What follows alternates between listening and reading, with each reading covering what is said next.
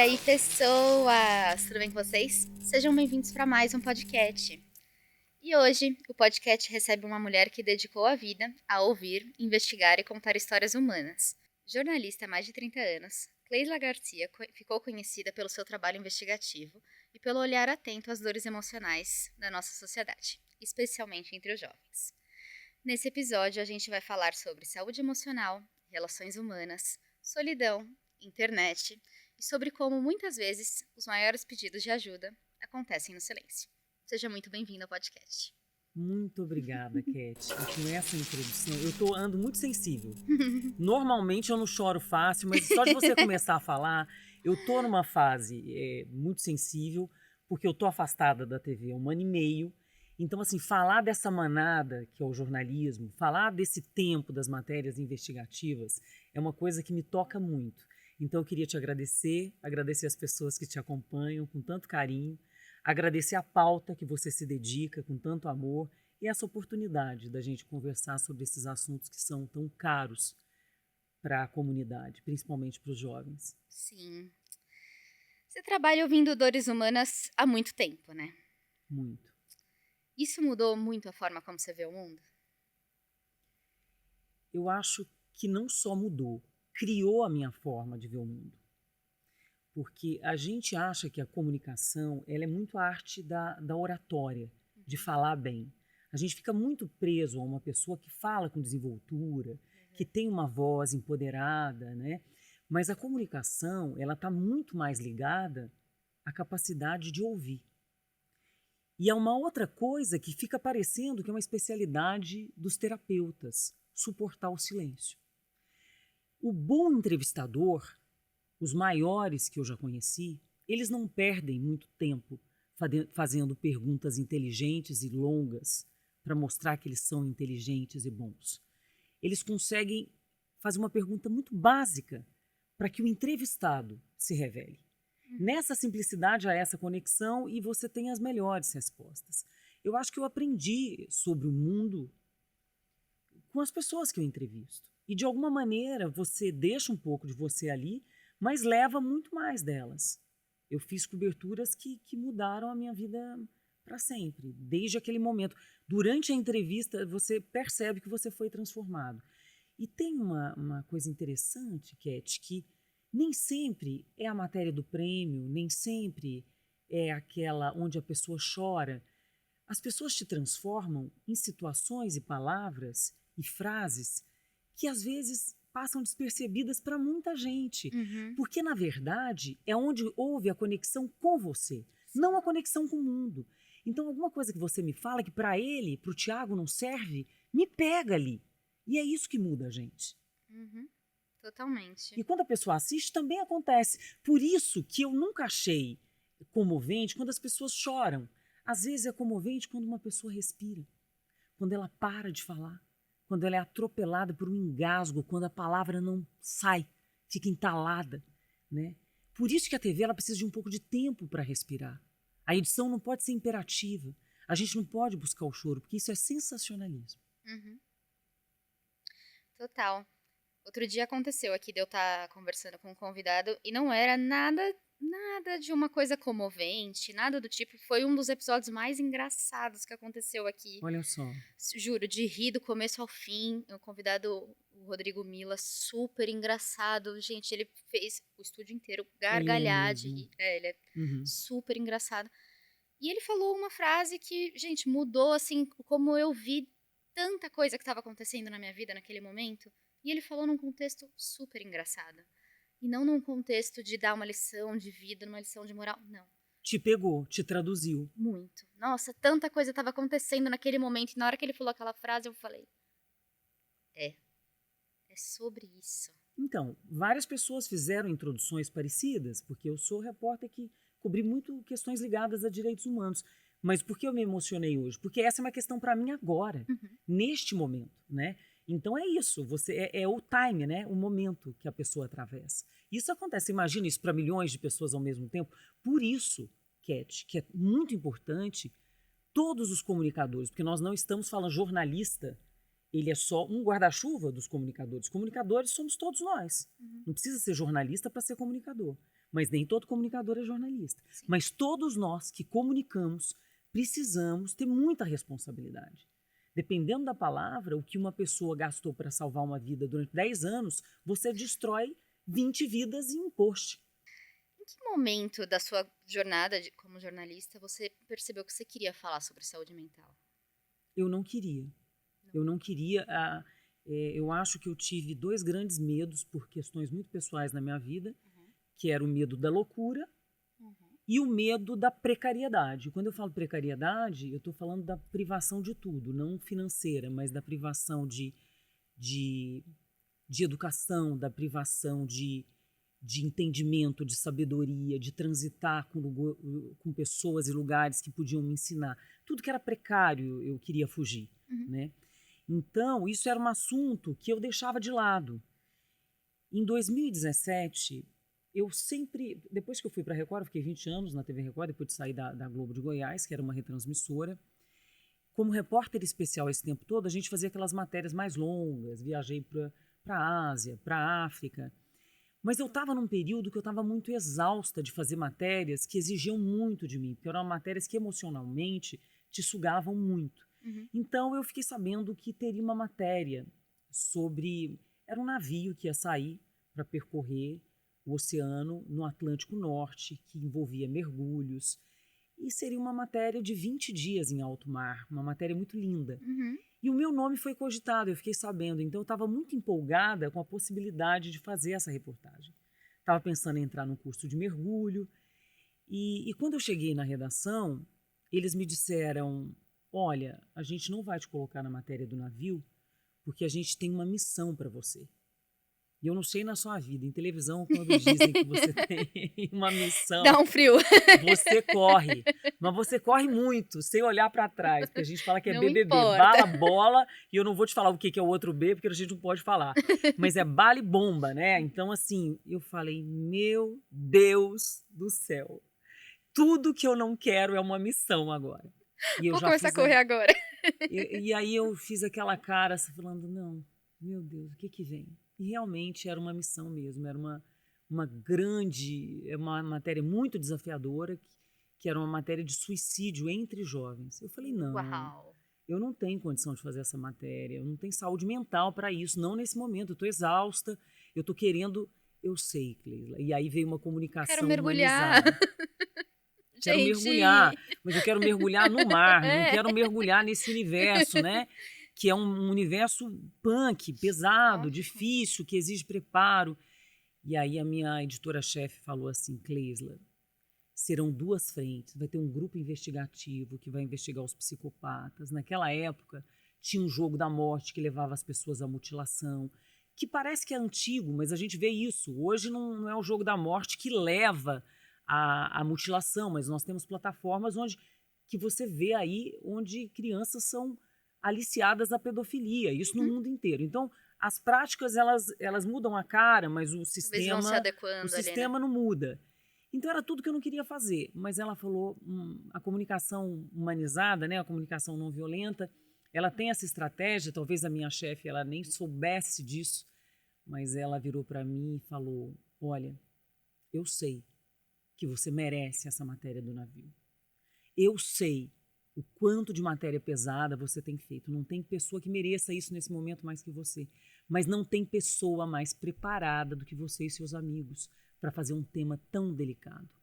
São centenas de jovens todos os anos que perdem a vida pelo suicídio. E aí, naquele momento, para te dizer a verdade, eu não tinha muita saída. Porque eu não sei na tua vida, mas na minha, como jornalista, nem sempre você pode escolher. Aliás, quase nunca você escolhe. E quando você não tem escolha, assim como na vida, você tem que fazer da melhor maneira possível.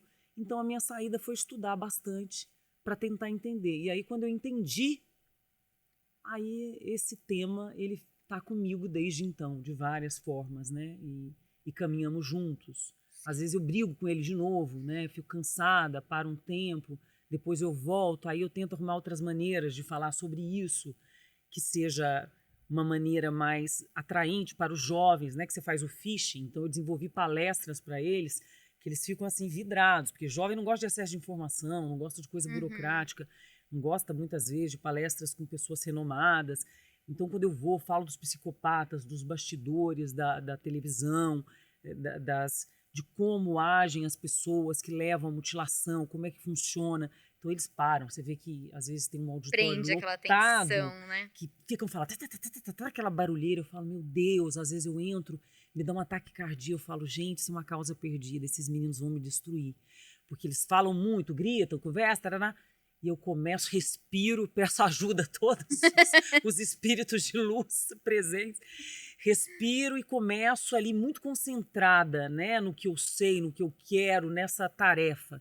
Porque hoje, Cat, eu não gosto muito da palavra missão. Eu acho que quem teve missão foi Jesus Cristo, foi Gandhi, foi Luther King. Eu tenho um trabalho mesmo a ser feito, que eu tento honrar. Então, quando eu saio de uma palestra e eles me procuram, dizendo sobre as dores que eles têm, quando eles me falam de alguma tentativa, então eu penso, sigamos. Tô no caminho certo, né? Até quando o assunto me quiser, porque não foi o que eu escolhi, foi o que me escolheu. Então, sigamos até quando for necessário. Com certeza. E como foi fazer essa série de reportagem aí da Record? Tipo? Olha, essa série foi uma série muito difícil, mas ela foi uma série que me deu muito orgulho da televisão naquela fase. Porque eu nunca vi tanta gente envolvida numa série de reportagens. Nós gastamos mais ou menos 1 mês e meio para fazer essa série. Foram 3 repórteres, eles escolheram 3 repórteres, o Azenha, o Rodrigo Viana, eu. Eram 2 grandes repórteres que vieram da Globo, pessoas muito renomadas. Nós 3 ficamos com a parte das entrevistas, os enlutados, pessoas que passaram por tentativas, familiares, médicos e especialistas de toda a ordem. E um outro grupo chamado de NIGE, que é o Núcleo de Investigações Jornalísticas, que não existe mais na TV. Esse núcleo era o núcleo dos repórteres sem cara. Na Globo era um núcleo parecido com o do Tim Lopes. Esse núcleo, por conta da precarização do jornalismo, ele tem desaparecido. Então são jornalistas muito experientes, mas que trabalham com câmeras escondidas. Então esse grupo, ele se infiltrou em redes sociais, na época no Facebook, e esse grupo tentou se passar, construiu e criou uma menina falsa, que era uma produtora, que era uma menina deprimida. Então a primeira descoberta deles é que não é o psicopata que te procura, eles estão ali rondando, e você emite sinais de vulnerabilidade, e esses sinais é como sangue para tubarão. Então, se você vai, e por isso que eu falo, a vulnerabilidade, nós temos tratado desse tema, né, até por conta da Brené Brown, que vem divulgando nos livros, isso nas empresas, e é muito importante, é uma estratégia poderosa, mas a gente tem que saber que vulnerabilidade ela não pode ser apresentada ao ar livre para qualquer pessoa, porque isso pode ser muito prejudicial para você, na sua vida, no seu trabalho. Então, a gente percebeu que os psicopatas, quando eles detectavam esses sinais, e aí serve para criança que passa o dia inteiro jogando, serve para pedófilo. E curadores, por exemplo. Qual a diferença do curador? O curador, ele está na internet para te guiar para mutilação e suicídio. Então, ele quer te guiar porque, às vezes, ele é uma pessoa que ele quer se validar, ele quer ser importante. Ele é um curador. Então, o curador, ele te guia. Do jeito que você tem curador que te guia para o bem, você tem um curador que te guia para o mal. O psicopata, ele tem uma finalidade que é a sua morte, então ele quer um fim. E o pedófilo também quer um fim sexual. Então tem essas diferenças. Ali, naquele momento, a gente estava atrás dos psicopatas, porque se tratava da baleia azul, que muita gente achou que era uma piada, mas que, de fato, tem pelo menos 100 mortes do mundo inteiro associadas àquele período do jogo Baleia Azul. Porque o que aconteceu com Baleia Azul? Não existia um curador verdadeiro, mas vários psicopatas ou pessoas desentendidas entraram na onda e curaram pessoas, fizeram a curadoria de pessoas que precisavam apenas de um afago, de um ouvido. Sim. E encontraram a morte. Sim. Eu estava no fim do colegial, acho que talvez no segundo ou no terceiro ano do colegial, na época do auge do jogo da Baleia Azul. E E eu lembro como era levado, às vezes, como um tom de brincadeira ainda, Piada, né? né? Piada. Naquele momento também, tendo uma filha, na época era uma criança, hoje uma jovem adulta, eu descobri que teve uma cidade chamada Vila Rica, se chama Vila Rica, e teve a primeira morte do baleia azul verdadeira. Eu digo verdadeira porque a gente achava que era uma fake news. Uhum. Então essa mãe deu um celular para a filha e essa menina se matou na Lagoa dos Inconfidentes. Depois que eu fui fazer um livro sobre isso, eu descobri que na mesma escola tinham 20 adolescentes planejando se matar. E aí a polícia, quando a menina se matou, a polícia encontrou o grupo de WhatsApp e o curador foi preso. Então, o que eu costumo dizer para as pessoas? Que existe aqui a fake news. Quando a gente acredita na fake news e aí as coisas começam a operar e você acredita e faz o que a fake news está te dizendo, você vira estatística. Então, você transformou em news a fake news. Isso serve para tudo, né? Serve para qualquer mentira que, diante da irresponsabilidade do sujeito, porque pode ser o sujeito eu ou o outro, ela pode virar uma fatalidade. Então, não existe fake news para uma mãe como a Dona Maria, que entrou no quarto e viu a cama da filha vazia, a mochila da escola. Não tem fake news. Isso é a maior dor do mundo. Então, a gente tem que qualquer assunto que a gente acha que não nos pertença, está tudo interligado, né? Isso está tudo interligado. Então, quando a gente vê uma notícia dessa, a gente tem que pensar em que ponto a história da Cat se encontra com a minha história. Em que ponto o sucesso da Cat colabora para o meu progresso. Em que ponto que essa história de dor e sofrimento me ajuda a superar o meu. Esse cruzamento, essa meta-análise de vidas é muito importante para a nossa tomada de decisão, no momento que nós nunca tivemos tanto acesso à informação e nós nunca nos comunicamos tão mal. O sofrimento ainda é muito silencioso, né? As pessoas ainda sofrem muito em silêncio, apesar de tanta informação, apesar de tanta coisa chegando, né? As pessoas ainda sofrem muito em silêncio e têm muita dificuldade de pedir ajuda, né? É uma coisa muito ainda centralizada, né? E aí quando a coisa acontece, vira só mais um número.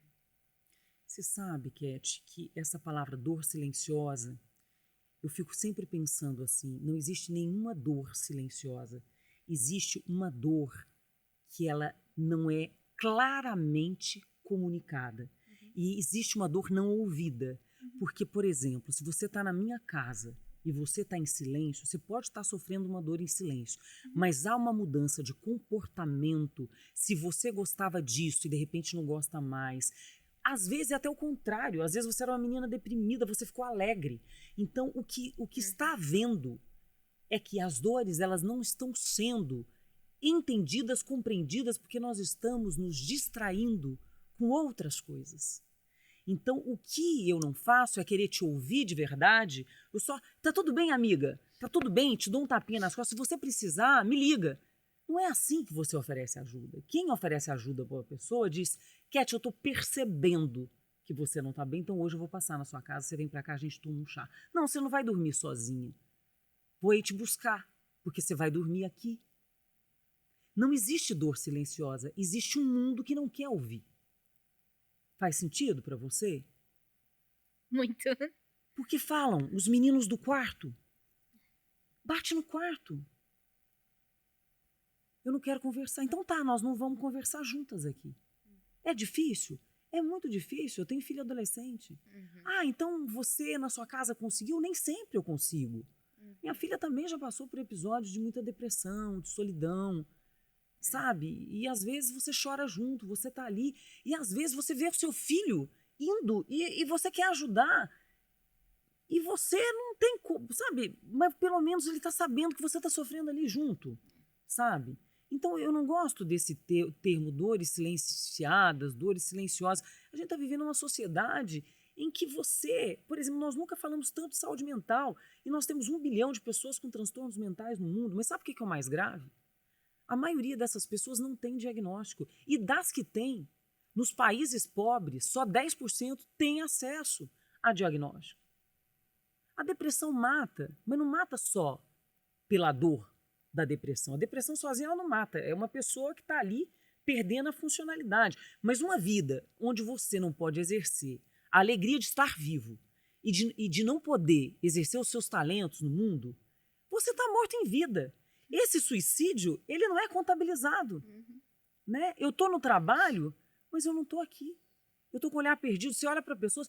Gente, eu estou andando na rua, eu estou impactada com a quantidade de zumbis. As pessoas estão tropeçando e caindo na rua porque não tiram o olho do celular. A gente já está morto e não está sabendo. Sabe? Você acha alto o número de suicídio do mundo? Quase 1 milhão de pessoas? Quase uma cidade como Goiânia, de um Natal a outro, uma cidade se apaga? Você ainda está achando pouco? E os outros milhões que estão andando como zumbis, passando 7 horas no telefone, que não conversam, não tem mais assunto com a mãe, com o marido. A gente é o quê? Vocês acham isso é vida? Porque para mim isso não é vida. Isso não é vida. Isso é você sobreviver, que é até o nome do meu livro, mas vem separado. Sobreviver. Então, nós não estamos tendo que aprender lições de sobrevivência. Nós temos que reaprender a viver. Eu gravei um vídeo outro dia que eu falo sobre ser a escuta ativa de alguém. Fala, escutar, todo mundo escuta. Pode começar a falar, tá ouvindo? Mas escutar de verdade. E ouvir de verdade o que a pessoa tá falando. Porque é muito do que você tava dizendo. Todo mundo... Qual é a resposta automática do tudo bem? Oi, tudo bem? Tudo. Essa é a resposta automática do tudo bem. É o que todo mundo responde. Mas muitas vezes não tá tudo bem. Seja a escutativa de alguém, olha pra pessoa, para de ser egoísta pro seu mundo e olha pra pessoa. Para de prestar atenção em você e olha pro seu amigo, olha pra sua esposa, olha pro seu filho, olha pra todo mundo. Olha ao redor que você vai começar a perceber o que tá acontecendo. Porque se você conhece a pessoa que estava ao seu redor, você conhece a mudança de comportamento da pessoa. Sim. Então, ser a escutativa de alguém é olhar, a escutar de verdade o alguém. E eu me emocionei na hora que você estava falando, porque eu passei por um momento muito difícil que eu falava, gente, mas ninguém tá percebendo que eu tô assim? Ninguém vai me ajudar? Ninguém vai me ajudar, eu tô desesperada, ninguém tá percebendo que eu tô assim? E aí eu tive uma amiga que um dia eu falei, não, tá tudo bem. Ela falou, não tá. Eu falei, tá tudo bem. Aí ela falou, eu vou passar na sua casa. Eu falei, não precisa, você falou que você tem compromisso. Ela falou, não, mas eu tenho 1 hora entre o meu trabalho e o meu compromisso. Eu vou ficar 1 hora na sua casa. Mas vai te atrapalhar. Eu não tô perguntando, eu tô indo. Eu falei, uau. Ela percebeu. Tipo, alguém percebeu. Eu te entendo. Eu te entendo, porque assim, eu vou te contar um episódio, você está me entregando isso, que é uma coisa tão pessoal. Por exemplo, eu trabalhei 32 anos em televisão. E a minha vida, a TV, ela me deu ela me deu tudo que eu tenho. Ela me deu conhecimento, ela me tirou da invisibilidade social, ela me deu oportunidade de conhecer o mundo inteiro, de mudar a vida das pessoas. E quando eu deixo a TV, porque repórter de TV, eu posso ser comunicador, eu posso fazer palestras, que é o que eu faço, eu posso fazer campanhas, eu tenho os meus trabalhos. Mas existe um luto que é o tamanho do buraco que fica, não é a coisa que vai, é o buraco que fica, que você vai entender. Isso existe um luto. Então, assim, o luto da sua profissão, porque sem a televisão, eu não consigo exercer o papel de jornalista de televisão, de documentarista. Então, não é uma coisa que eu vou ali na rádio resolvo. Não é uma coisa que uma palestra resolve. Isso me dói todos os dias.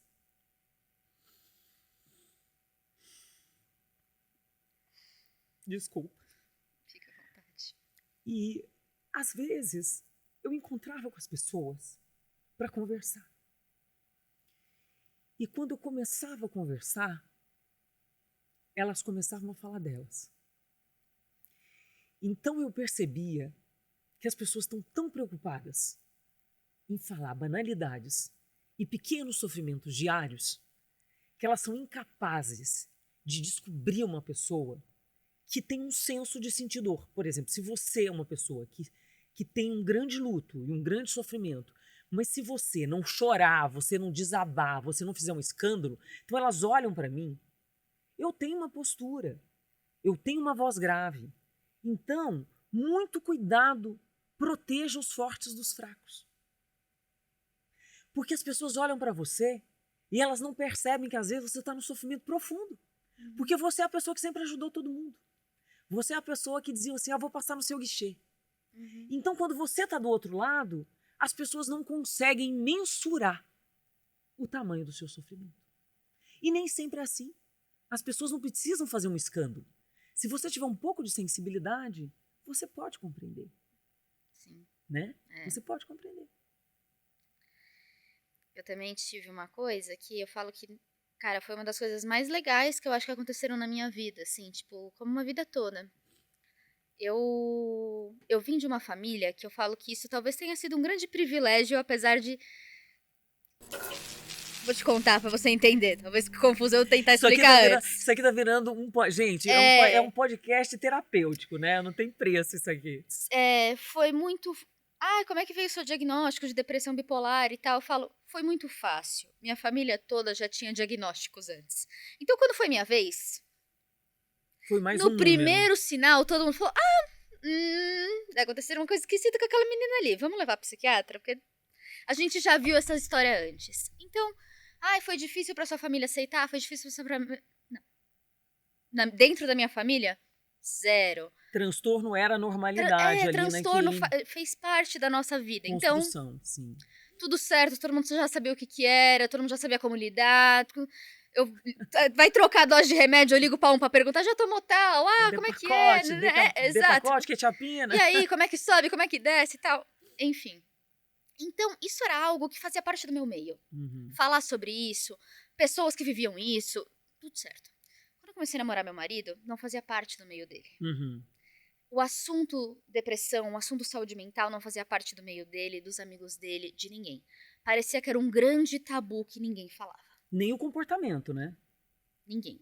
E eu cheguei do tipo, gente, mas claro! Desorganizou o barraco todinho. Mas, gente, por que ninguém fala disso? E ele fala pra mim, não, nenhum amigo meu tem isso, não. Não, depressão?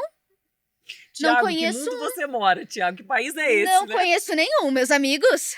Zero. Aí eu falava, gente, Thiago, que grupinho é esse? Gente, esse povo que já tá grupinho medicado. privilegiado é esse? E eles eram muitos. Isso é muito anormal, né? Não tem e não era que eram 3, assim, era um grupinho grande. Aí eu falava. Bando. Aí eu comecei a sentar com um, falar com um. Não, ando meio mal. Aí o outro, Aí eu falei... Gente, vocês estão precisando ir no médico, né? De repente, eu lembro que um dia a gente tava num bar e tal, e eu comecei a falar, de repente tinha uma roda, que acho que eram umas 15 pessoas me ouvindo. Todo mundo calado e eu falando sobre isso. E aí ele pegou, chamou um amigo dele e falou, olha o dom dessa menina. Ela tá fazendo os 15 ouvirem sobre saúde mental de boca fechada. De repente tá todo mundo na terapia, viu? Todo mundo se tratando. Tá vendo? A gente não tinham descoberto ainda, né? Eu falei, só ninguém falava sobre. É isso. Mas eu tô dando risada agora, gente. Desculpa, amiguinhos. Mas tem que levar, às vezes, no humor mesmo, né? Porque é isso, né? Muitas vezes era só a falta de entender que faz parte ir cuidar, faz parte ir olhar, né? Faz parte tratar isso com normalidade também.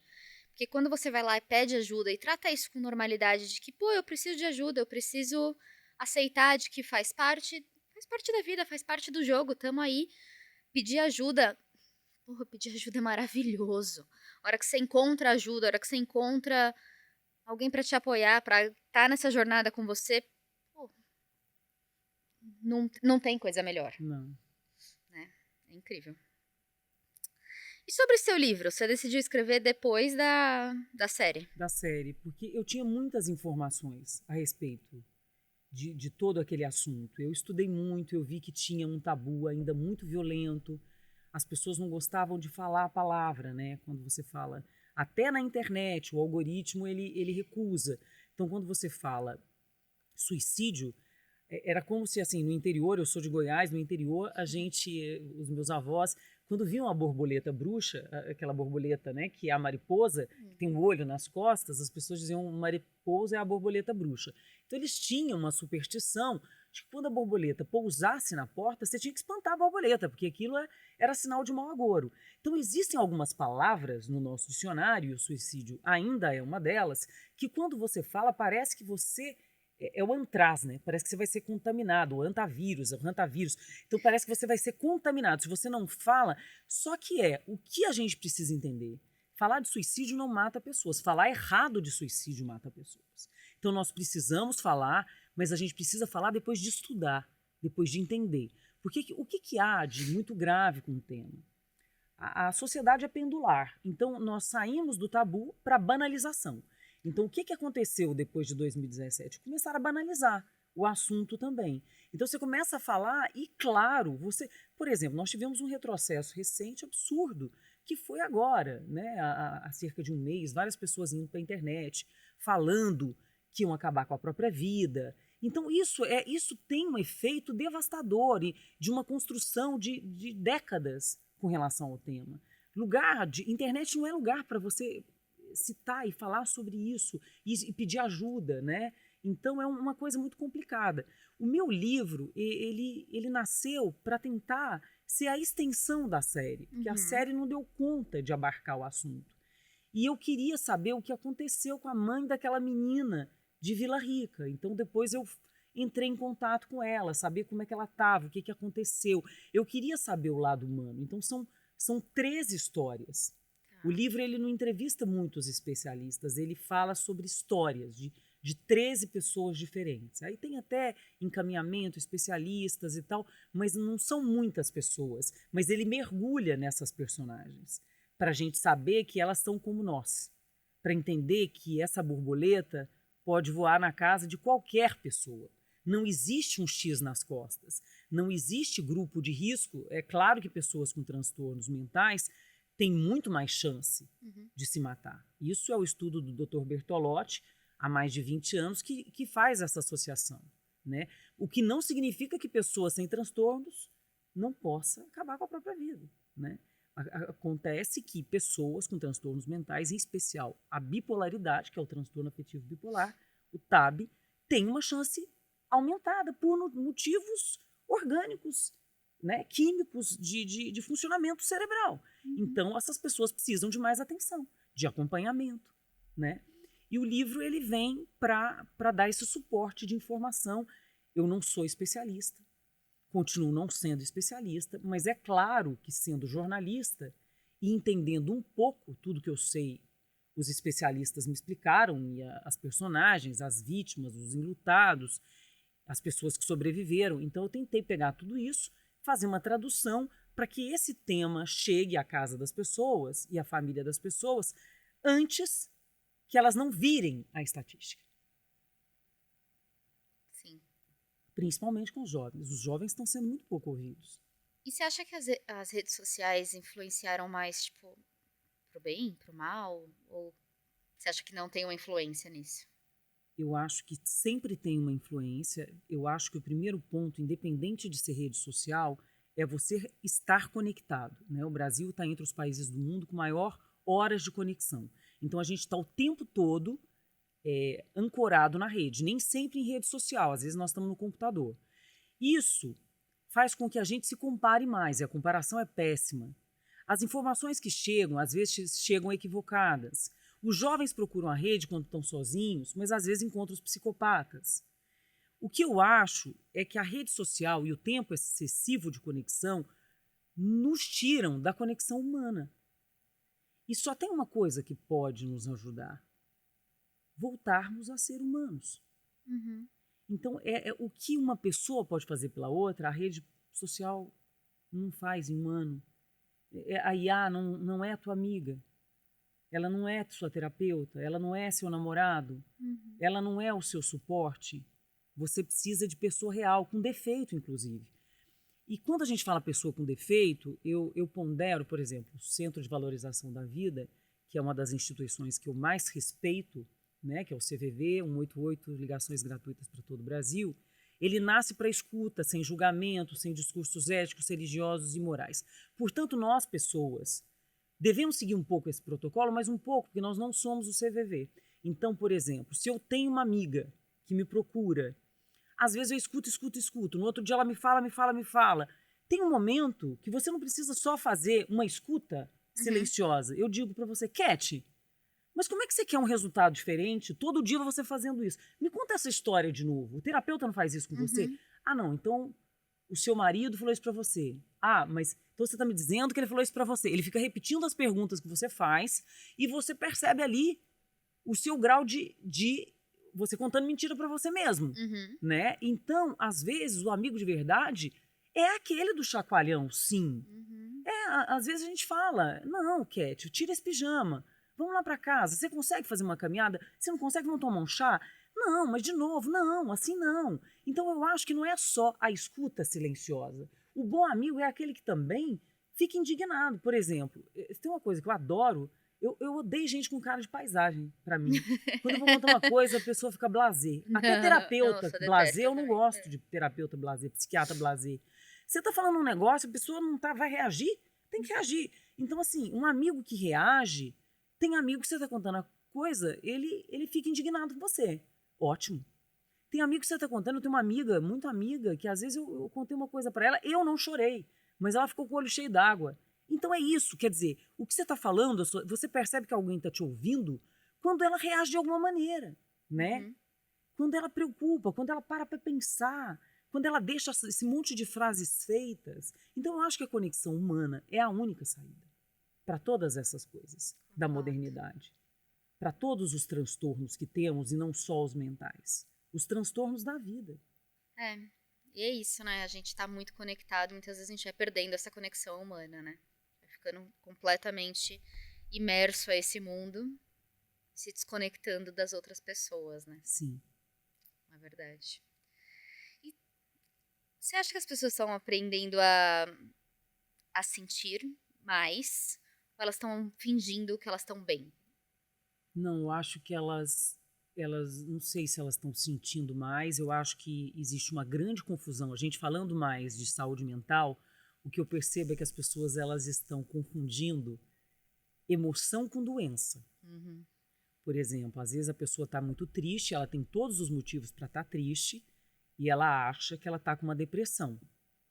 É, tipo aquela frase, eu tô tão deprê hoje, na real ela tá É, tão triste hoje. às vezes ela está tendo uma mudança de humor, né? Eu estava feliz ontem, hoje eu estou mal. Ah, eu estou bipolar.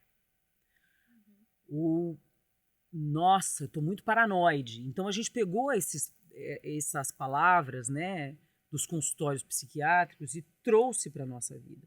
Qual que é o perigo disso? É a gente entender que a emoção é um sentimento que faz parte da nossa vida, que ele vem e vai. E a doença, ela se instala e ao invés dela melhorar, ela só piora. E mais, ela causa danos às nossas habilidades, aos nossos talentos. Então, por exemplo, eu sou jornalista, eu costumo escrever normalmente bons textos. Se eu não consigo escrever, eu vou entrar ao vivo, eu não consigo me lembrar, minha memória está péssima, e isso dura, isso aumenta, é a hora de procurar um médico, e não só um amigo. Uhum. Então, eu acho que a gente fica nesse.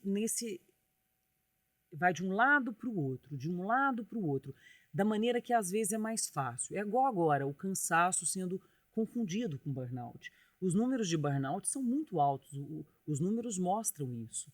Isso é um fato no Brasil. Mas as pessoas também confundem muito o cansaço com burnout. Isso, e aí banalizam esse problema ocupacional, essa síndrome, esse fenômeno. E quando isso sobrecarrega, o RH começa a dizer que as pessoas não estão doentes, que elas só estão.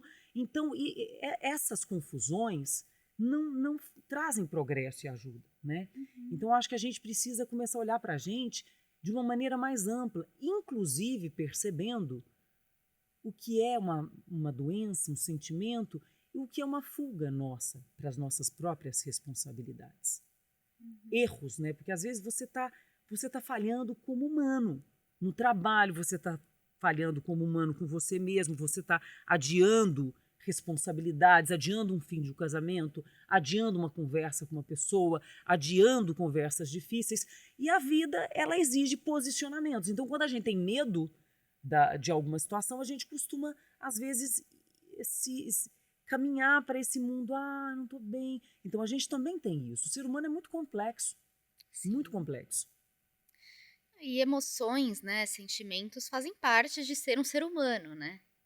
E eu não sei se você já percebeu, Cat, também, porque isso tem me dado uma angústia, assim. Você já percebeu, porque a sensação que eu tenho é que as nossas fontes mais importantes, elas estiveram lá no Império Romano, os grandes filósofos estoicos.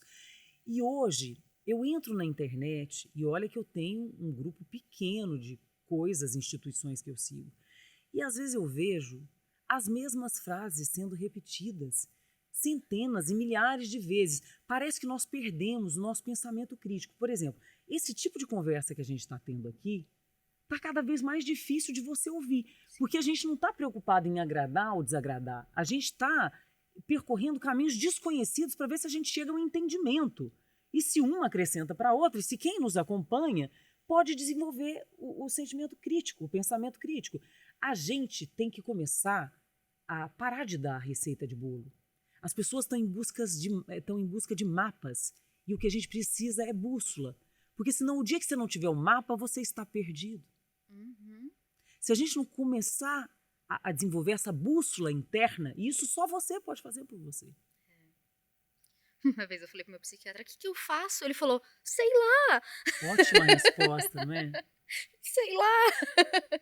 Nossa, eu tenho vários dias que eu falo, meu Deus, eu tô aqui, pra onde eu vou? E o Aí que eu que olhei pra ele e ele faço? falou, calma, vamos pensar. É uma Mas coisa de cada vez, é. mas, tipo, não vou te responder o que você faz. Talvez nem ele saiba o que ele vai fazer, né? Mas é isso, realmente, né? Imagina, se a gente tivesse sempre escrito o que fazer, imagina o dia seria que não lindo. tiver, né? Seria ótimo, né? Desesperador. E, infelizmente, a gente tá caminhando pro fim. Mas eu acho que falamos de coisas tão importantes, né? Tão legais, né? Aproveitamos o nosso tempo. É isso. Mas eu vou te fazer últimas perguntinhas.